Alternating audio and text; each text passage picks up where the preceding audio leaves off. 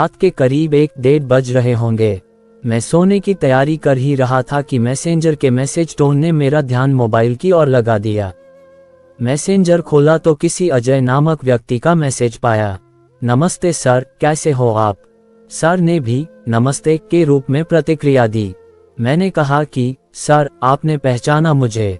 Sir ने कहा, नहीं सर, मैं आपका स्टूडेंट हूँ। आपने मुझे स्टैंडर्ड 8 में हिंदी पढ़ाया है। अचानक से आपकी याद आई तो सोचा कि मैसेज करूं। आप नाराज मत होइएगा। सर ने कहा, मैं अपने बच्चों से कभी नाराज नहीं रहता।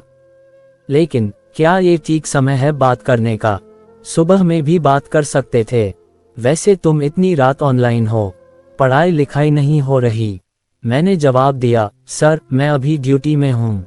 3 साल हुए इंडियन आर्मी में ज्वाइन किए हुए। अभी जम्मू में पोस्टिंग है। सुबह मेरी ड्यूटी खत्म होगी। सर ने कहा, पहले तुम्हें ढेर सारी बधाई कि तुम अपने पैरों पर खड़े हो। लेकिन इतने दिनों बाद मेरी याद कैसे आई? सर, मैं आपको भला कैसे भूल सकता हूँ? पता है सर, आपने मुझे स्कूल ग्राउंड में एक बार कितना मारा था। सर ने कहा, तब तुम बहुत बदमाश थे। क्या आज उस मार का बदला लोगे? तुम चाहो तो मुझे जी भर कर गालियां दे सकते हो, बुरा भला कह सकते हो। कभी सामने मिला तो मुझे भी अधिक मार सकते हो। मैं तनिक भी बुरा नहीं मानूंगा। मैंने जवाब दिया, अरे नहीं सर, हम सपने में भी ऐसी बात नहीं सोच सकते। पता है सर, जिस लड़की के लिए आपने मुझे ग्राउंड में मारा था, उसे मैं बहुत चाहता था। उसकी खातिर ही मैंने खूब मेहनत किया और इंडियन आर्मी ज्वाइन किया। सर, आप सही कहते थे कि लड़की से दूरी बनाए रखो। मैंने तब आपकी बात को अनसुना कर दिया था। पता है सर, मैंने जिस दिन इंडियन आर्मी ज्वाइन किया, मैं उस दिन बहुत ही ज्यादा खुश था। मैंने उस लड़की को सबसे पहले अपनी खुशी बताई और उसे शादी करने की बात बताई।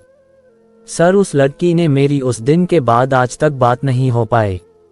उसने जब मेरी नौकरी को घटिया नौकरी बताया और कहा कि मैं इसी लायक था ही।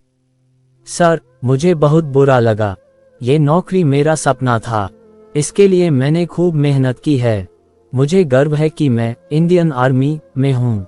सर, आपके आशीर्वाद से मुझे अभी और आगे जाना है।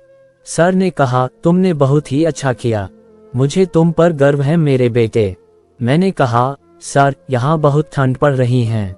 यहाँ का तापमान माइनस में है। सर, हमें ड्यूटी में अधिकांश समय खड़ा ही रहना होता है। आपकी याद अचानक इसलिए आई कि आप मुझे मेरी बदमाशियों की वजह से अक्सर बेंच पर 2-2 पीरियड तक खड़ा कर देते थे। उस समय इतना गुस्सा आता था ना आप पर कि पूछिए मत। एक बार तो लड़की के चलते मैंने आपको मारने की योजना भी बना ली थी, पर आप भी गजब थे। मेरी योजना की भनक पता नहीं आपको कैसे लग गई और अगले दिन आपने क्लास में सबके सामने मुझे प्यार से खूब समझाया।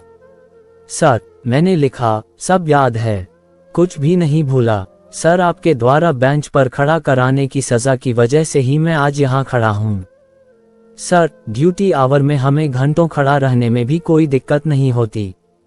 सर ने कहा, तुम ठीक हो ना? किसी तरह की कोई दिक्कत तो नहीं है ना?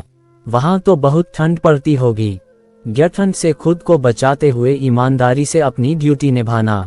मुझे बहुत अच्छा लगा तुमसे बात करके। जैसे तुम अपनी कोई बात मुझसे नहीं छिपाते थे, वैसे ही आगे भी नहीं छिपाओगे। मैं सिर्फ तुम्हारा शिक्षक ही नहीं, अभिभावक और एक दोस्त भी हूँ। तुम्हें जब भी समय मिले तुम मुझसे बात कर सकते हो। मेरा मोबाइल नंबर रख लो। अपना ख्याल रखना और हाँ, अपना पता भेज देना। मैं तुमसे मिलने एक दिन जरूर आऊंगा। बहुत बहुत आशीर्वाद बेटा। अजय ने कहा, सर, आप जरा भी नहीं बदलें। Thank you very much sir, you are the best. Good night sir. उस बातचीत के बाद मैं सोने चला गया। सर और हमारी बातचीत अक्सर होती रहती थी। आज भी मैं उनको अपना आदर्श मानता हूँ। जब भी बात होती है, ग्राउंड में पिटाई, बेंच पर खड़े होने और लड़की का जिक्र जरूर करते हैं। एक दिन मन में आया कि लड़की को संघर्ष के बारे में बताऊं, पर फिर लड़की की बात याद आ गई जो उसने मुझे कॉल करके बताया था कि सर, आपके आशीर्वाद से आपकी बेटी बहुत जल्द ही आपसे किया हुआ वादा पूरा करके दिखाएगी। मैंने तब उस दिन से इतना ही कहा था कि मुझे तुम पर विश्वास है मेरी बेटी। हमारा अजय भी कुछ बड़ा करने वाला है, जैसा कि उसने मुझे परसों बताया था मैसेज में। शायद लड़की की नफरत में कुछ भी हो सकता है।